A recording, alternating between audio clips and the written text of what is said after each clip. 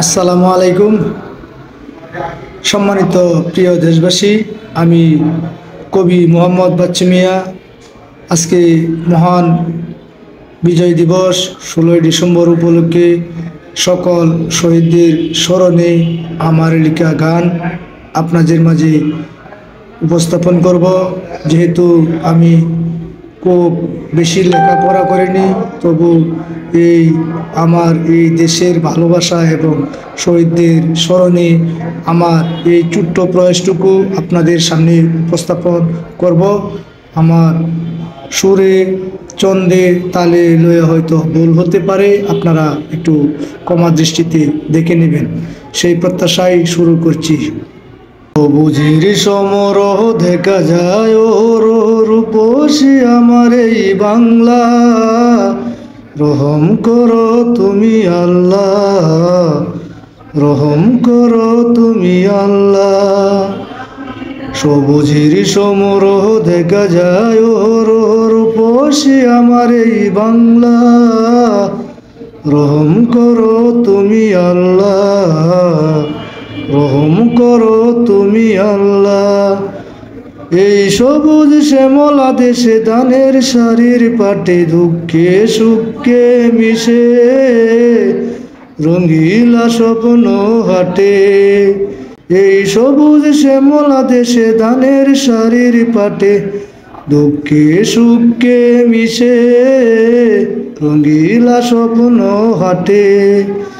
সকালে সোনালি রোদে, দুপুরের গরমের রোদে, পরন্ত বিকালে এলোমেলো আলোকে বসে যেন এক মিলন মেলা।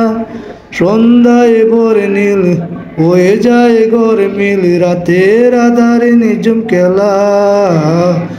রহম করো তুমি আল্লাহ, রহম করো তুমি আল্লাহ। সবগুলো নিশীতে শয়ন হলো শুভে সাদিকের তোরে, নিদ্রার জাত জোরে গেলে পুরপুরে মনোরমে জাগবে আমার দেশ। সবুজ সমলা এই স্বদেশ, পুল পল প্রতিকূল নদী গেরা মায়ের কুল, পুল পল প্রতিকূল নদী গেরা মায়ের কুল, রূপের রূপসী কি উজালা। রহম করো তুমি আল্লাহ, রহম করো তুমি আল্লাহ। সবুজের সমারোহ দেখা যায় ওর রূপসী আমার এই বাংলা, রহম করো তুমি আল্লাহ, রহম করো তুমি আল্লাহ। কৃষকের কসরত, শ্রমিকের কাজের বাজা, শিল্পের কেরামতি মিলিয়ে স্বরগলে তাল তুলে সব যন্ত্রণা রাখে বুলিয়ে।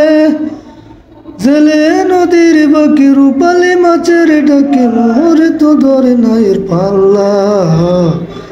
রহম করো তুমি আল্লাহ, রহম করো তুমি আল্লাহ। উপনীত উপবেশ লিখে হবে না শেষ, কবি বাচ্চুর লেখায়। সবুজের সমারোহ দেখা যায় ওর চতুর্দিকে যা দেখায়, যেখানে যা লাগে তাই দিয়ে পরিপূর্ণ আমার এই বাংলা। রহম করো তুমি আল্লাহ, রহম করো তুমি আল্লাহ। আসসালামু আলাইকুম।